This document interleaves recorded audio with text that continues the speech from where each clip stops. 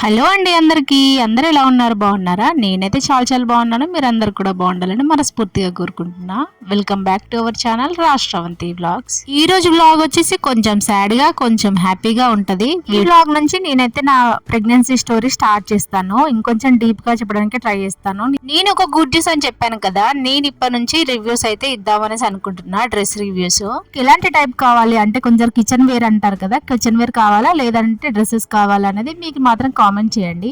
And నా pregnancy స్టోరీలో చాలా సాడ్ న్యూసెస్ ఉన్నాయి, అవి కూడా మీతోనైతే చెప్తాను. వీడియోనైతే లాస్ట్ వరకు చూడండి. వీడియోకి లైక్ ఇచ్చి వీడియో చూడడం కంటిన్యూ చేయండి. నేనా గుత్తొంకాయ చేయడం ఏంటో గానీ అస్సలు వంకాయలు దిగట్లేదు. ఇంకా నా వల్ల కాదు అనేసి మా హస్బెండ్కి అయితే చెప్పేశాను వీటిని.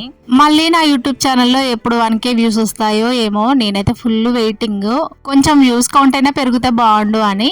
ఎవరైనా కొత్తగా ఛానల్ పెట్టిన వాళ్ళు మన ఛానల్ చూస్తున్నట్టయితే 1 ఇయర్ లోపు అయితే యూట్యూబ్ అల్గోరిథం అనేది మన ఛానల్ ని పుష్ చేస్తుంది, వ్యూస్ ఎక్కువ వస్తాయి. 1 ఇయర్ లోపే మానిటైజేషన్ కావడానికి అయితే ట్రై చేయండి. మధ్యలో గ్యాప్స్ వచ్చాయంటే అది అవ్వడం చాలా కష్టం. అంటే నాకు అలా జరిగింది కాబట్టి నేను ఆల్రెడీ ఎక్స్పీరియన్స్ అయ్యాను కాబట్టి మీకు చెప్తున్నాను. వేరే వాళ్ళకి అలా జరిగి ఉండకపోవచ్చు, కానీ నాకైతే స్టార్టింగ్ లో బాగా వ్యూస్ వచ్చేవి. 3K వ్యూస్ 4K వ్యూస్ పోయిన వీడియోస్ కూడా ఉన్నాయి. ఎవరైనా జాగ్రత్త పడతారని చెప్తున్నాను. ఇంకే వ్లాగ్ వచ్చేసి సండే రోజు తీసిన వ్లాగ్. ఆ రోజు నేను గుత్తొంకాయ స్పెషల్ గా చేస్తున్నాను. గుత్తొంకాయ అండ్ బగారా రైస్. అంటే అంతకు ముందు రోజు అత్తమ్మ వాళ్ళు వచ్చిండే ఆ వ్లాగ్ పెట్టాను కదా, ఇంకా ఆ రోజు చికెన్ తిన్నాము. మళ్ళీ చికెన్ అంటే అంత తినాలనిపించదు అన్నట్టుగా ఈరోజు అయితే గుత్తొంకాయ వేస్తున్నా. ఈ మాటకు ఆ మాట చెప్పుకోవాలబ్బా, కానీ కర్రీ అయితే చాలా తొందరగా అయిపోయింది. అదేంటో, ఏదైనా పని చేసే వరకే భయపడతాము, చేస్తే మాత్రం అది ఈజీగానే ఉంటది. ఇది మీలో ఎంతమంది అవునంటారు అనేది చెప్పండి. ఆ మాట ఎందుకన్నానంటే, నేను ఇన్ని రోజులు ఇన్స్టాగ్రామ్లో యూట్యూబ్లో పెట్టిన వీడియోస్ పెట్టకపోతుండే.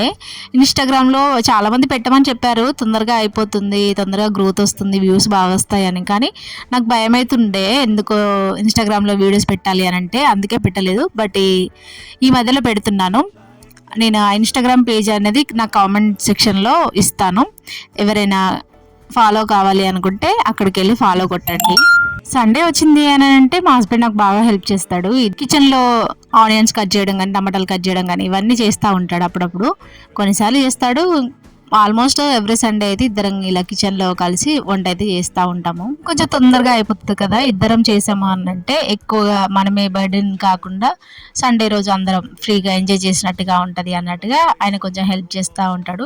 వెళ్ళి మళ్ళీ టీవీ చూస్తాడు, మళ్ళీ వస్తాడు, మళ్ళీ కొంచెం హెల్ప్ చేస్తాడు, మళ్ళీ వెళ్ళి టీవీ చూస్తాడు. ఆ మాత్రమే చేస్తున్నాడు అన్నట్టుగా నేను కూడా సైలెంట్గా ఊరుకుంటాను. ఇక్కడైతే ఇంకా నేను బగారా రైస్ కోసం అన్ని ప్రిపేర్ చేస్తున్నాను.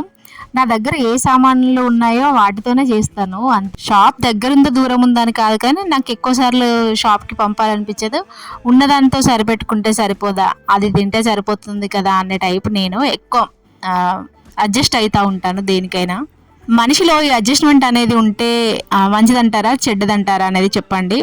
కొన్నిసార్లు నాకు ఎక్కువ అడ్జస్ట్ కాకపోవడమే మంచిది అనిపిస్తుంది, కానీ కొన్నిసార్లు ఏమో అడ్జస్ట్ అవ్వడమే మనం అయితేనే లైఫ్ ముందుకెళ్తుంది అన్నట్టుగా అనిపిస్తూ ఉంటుంది. మీరేమంటారు దీనికి అనేది కామెంట్ చేయండి. గుత్తొంకాయ కర్రీని మీరు కూడా ఇలానే చేస్తారా? నేను చేసిన ప్రాసెస్ చూసి చెప్పండి. నేను షార్ట్ కూడా అప్లోడ్ చేస్తున్నాను, అందుకే మొత్తం ప్రాసెస్ దీంట్లో పెట్టలేదు. ఇంకా నా ప్రెగ్నెన్సీ స్టోరీ అయితే ఇక్కడ నుంచి కంటిన్యూ చేసేస్తాను, వినండి. వంట చేస్తూ మీతోనైతే ఇంకా షేర్ చేసేస్తాను. మా మ్యారేజ్ వచ్చేసి July 5th 2018లో అయింది. మేము ఇక్కడికి అదే మంత్లో 27th రోజు వచ్చేసాము. July 27th హైదరాబాద్కి అయితే వచ్చేసాము. మేమున్న ఇదే ఏరియాలోనే ఉంటాము. ఇదే ఏరియాలోనే 3 houses మారాం, కానీ ఈ గల్లీని మాత్రం విడిచి ఎక్కడికి వెళ్ళలేదు. కొన్ని అచ్చొచ్చాయి అంటారు కదా, అలా అన్నట్టు. ఇవన్నీ నేను డీప్గా షార్ట్లో చెప్పలేను కాబట్టి ఇలా స్టోరీ అయితే చెప్దాము అనేసి ఇలా వీడియోలో కంటిన్యూ అయితే చేస్తూ ఉన్నాను. అమ్మ వాళ్ళు అత్తయ్య వాళ్ళు అందరూ వచ్చి మమ్మల్ని ఇక్కడ ఈ రూమ్లో షిఫ్ట్ చేయించి అన్నీ సర్ది వాళ్ళైతే వెళ్ళిపోయారు. వాళ్ళు వెళ్ళిపోయాక ఒక 2-3 days అయితే ఏడ్చాను నేను. మనకి ఎప్పుడు సిటీ అలవాట్లేదు, ఎప్పుడు ఊరే. మళ్ళీ అదేంటో కానీ నేను మా విలేజ్కి తప్ప వేరే విలేజ్కి వెళ్ళకపోతుండే. అందులోటి మళ్ళీ మా అమ్మమ్మ ఎప్పుడో నా 4 years 5 years ఉన్నప్పుడు చనిపోయిండే. నేను ఇంకా మా అమ్మమ్మ వాళ్ళ ఇంటికి కూడా ఎక్కువ వెళ్ళలేదు. మా బాపుకి కూడా ఎవరింటికి పంపకపోతుండే, మేము కూడా ఎటు వెళ్ళకపోతుండే. నాకు మా విలేజ్ అంటే ఎంత ఇష్టం అని అంటే, నేను అనుకునేదాన్ని మా విలేజ్లోనే ఎవరైనా పెళ్లి చేసుకుంటే బాగుండు అనేసి. అట్లా అనుకున్నట్టుగానే నేను మళ్ళీ ఆ ఊరు అబ్బాయినే పెళ్లి చేసుకున్నాను. ఆ ఊరే కాదు, అదే గల్లీ. మా ఊరన్నా మా వాడన్నా నాకు అంత ఇష్టం. ఇప్పటికి కూడా నన్ను చాలా మంది అడుగుతారు, ఎందుకు ఊరికే ఇంటికి పోతావు అని. అంటే అంత ఇష్టం. మరి మా అమ్మ వాళ్ళ ఇంటికి మా అత్తగారి ఇంటికి పోతున్నాను, దానికి కూడా వాళ్ళు క్వశ్చన్ ఇస్తారు. ఇంకా నేను ఏం చేయాలి చెప్పంటారా వాటికి. నాకు ఏదైనా నచ్చింది అని అంటే దాన్ని అస్సలు వదులుకోను. అది ఏరియానే కానీ, ఊరే కానీ, మనుషులే కానీ, అది వాళ్ళు ఎంత అయినా కలవడానికి మళ్ళీ ప్రయత్నిస్తాను. ఒకవేళ నాకు కలవాలని ఇంట్రెస్ట్ లేకుంటే అస్సలు కలవను. అలానే మా విలేజ్ అండ్ మేము ఉండే ఏరియా కూడా, మాకు మ్యారేజ్ అయ్యి 8 years అవుతుంది. మళ్ళీ మేము ఇప్పుడు ఇదే ఏరియాలో 8 years ఉంటున్నామంటే అంత ఇష్టం ఉంటుంది. ఏదైనా దాన్ని విడిచి అంత తొందరగా వెళ్ళిపోలేము మేము. ఇంకా స్టోరీ అంతా ఎటో వెళ్ళిపోతుంది. కానీ ఇలానే చేస్తారా గుత్తొంకాయ కూర లేదా అనేది చెప్పండి. ఇంకా వాళ్ళకి ఆకలిస్తుంది అనేసి అప్పుడు శనక్కాయలు వేయించి తింటా ఉన్నాం మేమైతే ఇక్కడ. నాకు బిఫోర్ మ్యారేజ్ అయితే ఇరెగ్యులర్ పీరియడ్స్ ఉండేవి. మ్యారేజ్ అయ్యాక కూడా అలానే ఉన్నాయేమో అనుకున్నాను, అలానే ఉండేవి. కానీ మనకు మంత్ కరెక్ట్ టైంకి ఒకవేళ రాకుంటే మనం ప్రెగ్నెన్సీ టెస్ట్ చేయించుకుంటాం కదా, అప్పుడు ఇంకా మా ఫ్రెండ్స్ అందరికి ఒకేసారి మ్యారేజ్ అయింది, నాకు కన్ఫర్మ్ అయింది అని అంటా ఉంటే వాళ్ళకి షేర్ చేసుకుంటా ఉంటాం కదా, వాళ్ళేమో చేసుకోవే అనేసి అనేది. కానీ అది చేసుకోవడం, నేను ఇంకా అది నెగిటివ్ వస్తే ఫీల్ అయిపోవడం, ఇలా జరిగేది. అలా నాకు 2-3 times అయింది. ఇంకా నేను అసలు ప్రెగ్నెన్సీ టెస్ట్ అనేది చేసుకోవడం ఆపేశాను మొత్తమే. మీరే అర్థం చేసుకోండి, జనవరి వరకు అంటే నాకు అప్పటికి 6 months అయిపోతుంది మ్యారేజ్ అయ్యి. 2-3 times చేసుకున్నాను, నాకు నెగిటివ్ వచ్చింది. June 2nd June 5th నాకు లాస్ట్ పీరియడ్ ఉండే.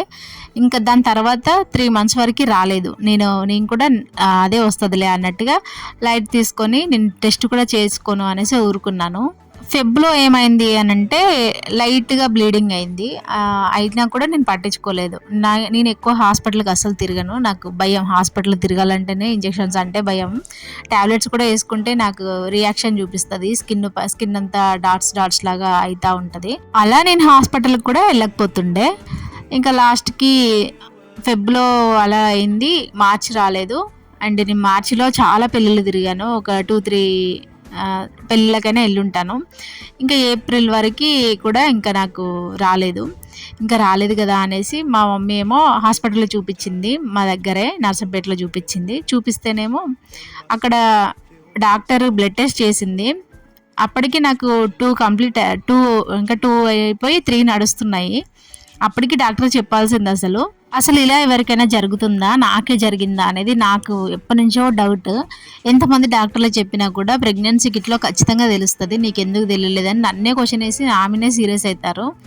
అదేంటో మరి డాక్టర్ దగ్గరికి వెళ్ళినా ఆమె ప్రెగ్నెన్సీ టెస్ట్ చేసింది, యూరిన్ టెస్ట్ చేసింది, అండ్ బ్లడ్ టెస్ట్లో కూడా తెలుస్తుంది అని చెప్తారు. అలా అయినా కూడా నాకు తెలియలేదు, స్కాన్ చేయించుకో అని చెప్పింది. ఇంకా నేను వెళ్ళను, మళ్ళీ హాస్పిటల్ తిరగను అనేసి నేను తిరగకుండా మా మమ్మీకి చెప్పేశాను, నేను రాను అనేసి చెప్తే మా మమ్మీ సరేలే అని ఊరుకుంది. నాకు ఎప్పుడు జనవరిలో పీరియడ్ ఉండి నేను మళ్ళీ ఫెబ్లో లైట్గా బ్లీడింగ్ అయిందని చెప్పాను కదా, అలా దాని తర్వాత నాకు మళ్ళీ ఏప్రిల్లో చూపించుకున్నాను నేను. అంటే మార్చ్ మంత్ అంతా కానీ ఫెబ్ మంత్ అంతా కానీ నేను చూపించుకోలేదు. ఇంకా డైరెక్ట్గా మేమైతే ఇక్కడ చూపించుకోను అన్నట్టుగా హైదరాబాద్కి అయితే వచ్చేసాము. అంటే ఇప్పటికి కూడా రాలేదు కదా, ఎలా ఏంటి అనేది. మళ్ళీ నేను హైదరాబాద్కి వచ్చాక ఒకసారి మళ్ళీ హాస్పిటల్కి వెళ్దామనేసి వెళ్ళాను. ఆవిడ కూడా సేమ్ టెస్ట్లు చేశారు నాకు. ఆమె కూడా బ్లడ్ టెస్ట్లో ఏం లేదన్నది, యూరిన్ టెస్ట్లో ఏం లేదన్నది. ఇంకా స్కాన్ చేసుకో అమ్మా, నీకు ఇన్ని డేస్ నుంచి డిలే అవుతుందన్నావు కదా నువ్వు. ఇంకా స్కాన్ అయితే రాసింది. మళ్ళీ ఇంకో డౌట్ ఏంటంటే, నేను 55 kgs ఉన్నాను నాకు మ్యారేజ్ అయిన టైంలో. 55 kgs అంటే నువ్వు ఓవర్ వెయిట్ ఉన్నావు అనేసి చెప్పింది ఆమె.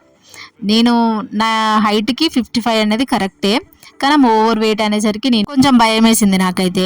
ఇంకేదైతే అయింది, అక్కడ స్కానింగ్ రాస్తే నేను వెళ్ళలేదు కదా, ఇక్కడైనా చూపించుకుందాము ఇంకా అన్నట్టుగా అలా ఏదో వెళ్దాం అన్నట్టుగా నైట్ 8 o'clock అలా వెళ్ళాను నేనైతే హాస్పిటల్కి. ఇప్పుడు ఇలా రూల్స్ ఉంటుండే ఏంటంటే వాటర్ బాగా తాగాలి అప్పుడే స్కాన్ చేస్తాము అని, బట్ ఇప్పుడు ఆ రూల్స్ అయితే లేవు. నేనేమో బాగా వాటర్ తాగి వెళ్ళాను. ఇంకా స్కానింగ్ నా టైం వచ్చింది, నేనైతే లోపలికి వెళ్ళాను. ఆయన స్కాన్ చేసి అతను పైనుంచి చూశాడు, షాక్ అయ్యాడు. ఇంకా ఏంటమ్మా ఆల్రెడీ నువ్వు ప్రెగ్నెంట్ కదా, ఇన్ని వాటర్ తాగి నువ్వెందుకు స్కాన్కి వచ్చావు అని నన్నే ఆయన కూడా సీరియస్ అయ్యాడు. అసలు ఏంటో అది షాక్ల మీద షాకుల్లాగా. ఇంత యూరిన్ టెస్ట్లో తెలియదు, బ్లడ్ టెస్ట్లో తెలియంది, ఓన్లీ స్కాన్లో ఇలా తెలిసింది అనేది నాకు ఇప్పటి వరకు కూడా డౌటే. ఇదంతా నాకు విచిత్రంగానే అనిపిస్తుంది, కానీ ఎవరు నమ్మరు అదేంటో మరి. ఇంకా అలా మా ఆయన అయితే స్కాన్ నుంచి పంపించాడు. తర్వాత మంచిగా స్కాన్ చేస్తాను కానీ ఇప్పుడు వెళ్ళమ్మా వాష్రూమ్ వెళ్ళిరా అనేసి అంటే నేను వచ్చి మా హస్బెండ్కి చెప్పేశాను. మా హస్బెండ్ కూడా షాక్. ఇంకా అంత షాక్లో మేమిద్దరు అక్కడే వాష్రూమ్ దగ్గరే కూర్చొని ఎంబటే నేనేమో మా పేరెంట్స్కి వేసాను, మా హస్బెండ్ ఏమో వాళ్ళ పేరెంట్స్కి వేసాడు. అప్పుడే అందరికీ ఒకేసారి మ్యారేజ్ అయ్యింది. మా అన్నయ్య కానీ మా అక్క కానీ నాకు కానీ ఇలా అందరికీ తొందర అయ్యాయి. అందరికీ ఆల్రెడీ ప్రెగ్నెన్సీ కన్ఫర్మ్ అయింది. నాకే కాలేదని కొంచెం చిన్నగా బాధపడ్డాను నేను. ఆ బాధ కాస్త అప్పటికి తీరిపోయింది. నాకు తొందరగా అయింది, మంచిదయింది అని తర్వాత నేను మా హస్బెండ్ ఇప్పటికీ కూడా అనుకుంటా ఉంటాము. మా ఇంట్లో ఆల్రెడీ అలాంటి ఇది ఒకటి మేము ఫేస్ చేసాము, అలాంటి బాధ. అంటే మా అక్కకి మ్యారేజ్ అయినాక 7 ఇయర్స్కి ప్రెగ్నెన్సీ కన్ఫర్మ్ అయింది. ఆ 7 ఇయర్స్లో మా మమ్మీ ఎంత చుక్కలు చూసిందో అది నాకు తెలుసు, దగ్గరుండి మరీ చూశాను. ఇంకా ఇంకో వ్లాగ్లో అయితే ప్రెగ్నెన్సీ స్టోరీ అనేది కంటిన్యూ చేస్తాను. మీకు ఎవరికైనా ఇలా జరిగిందా లేదా అనేది నాతో చెప్పండి. ఇంకా ఈవినింగ్ టైంలో అలా టీ తాక్కుంటూ బిస్కెట్స్ మాత్రం కన్ఫర్మ్గా ఉండాలి మా ఇంట్లో. నాకు అది చిన్నప్పటి నుంచి అలవాటు, ఛాయ్లో బిస్కెట్స్ అనేది. ఖచ్చితంగా బయట కూర్చుంటాము ఈవినింగ్ టైంలో. ఇంక ఇప్పుడే కదా మనం ఫ్రీగా ఉండేది, ఇంకొన్ని డేస్ అయితే బిజీ అయిపోతుంది. నేను ఇంకా స్కూల్కి వెళ్ళట్లేదు కానీ వెళ్తే మాత్రం ఇంకా బిజీ అయిపోతాను. ఇంక ఇక్కడ బట్టలు అయితే ఆరేయాలి. ఇంకా అప్పుడెప్పుడు వేసాను, మధ్యలో పక్కింటి వాళ్ళు వస్తే అలా కాసేపు వాళ్ళతో ముచ్చట్లు పెట్టుకుంటూ కూర్చున్నాను. ఈ టీ షర్ట్ వచ్చేసి నేనైతే డిమార్ట్లో తీసుకున్నాను. డిమార్ట్ ఇంకా ఈ మంత్ ఏమీ లేదన్నట్టుగా డిమార్ట్లో ఈ టీషర్ట్లు ఇంకేమో తీసుకున్నాను. ఇంకా నేను ఇక్కడ వేసుకున్న స్కర్ట్ అయితే చాలా రోల్ అవుతుంది. ఇక్కడ రైస్ కర్రీ అయితే ఆఫ్టర్నూన్ వండినే ఉన్నాయి. ఇంకా నాకైతే ఏమీ పని లేదు, బట్టలు ఆరేసే పని ఒకటే. వీడియో మీకు నచ్చిందా లేదా అనేది కామెంట్ చేయండి. మీకు ఈ వీడియోకి నాకు ఎక్కువ వ్యూస్ అండ్ లైక్స్ వస్తేనే స్టోరీ అనేది కంటిన్యూ చేస్తాను. నాకు ఈ డ్రెస్ ఎలా ఉంది, బాగుందా ఈ స్కర్ట్? అప్పుడెప్పుడో తీసుకున్న ఓల్డ్ బిల్డింగ్ అనిపిస్తుంది కదా, ఆ బిల్డింగ్లో మేము 3 ఇయర్స్ ఉన్నాము. దాని తర్వాత ఇప్పుడు ఈ బిల్డింగ్కి వచ్చి మళ్ళీ 2 ఇయర్స్ అయితే అయిపోతుంది. దీనికి ముందు వేరే బిల్డింగ్ ఉంటుంది, దాంట్లో ఇదే బిల్డింగ్లో 2 బిల్డింగ్స్ అయితే మారి ఇప్పుడు ఇందులోనే ఉంటా ఉన్నాము. అంతే. ఈ ఏరియా అంటే మాకు అంత ఇష్టం అన్నట్టు. మీరు కూడా అంతేనా? ఉన్న దాంట్లోనే ఎక్కువ రోజులు ఉంటారా అనేది చెప్పండి. ఇంతకీ నాకు ఈ డ్రెస్ ఎట్లుంది ఏంది అనేది కామెంట్ చేయండి.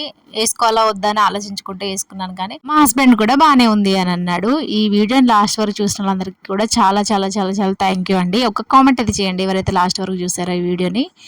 అండ్ ఈ వీడియోని ఎవరైనా నైట్ టైం చూస్తున్నట్టయితే వాళ్ళకి good night. Thank you so much for watching అండి. ఇంకో వీడియోతో మీ ముందుకు వస్తాను.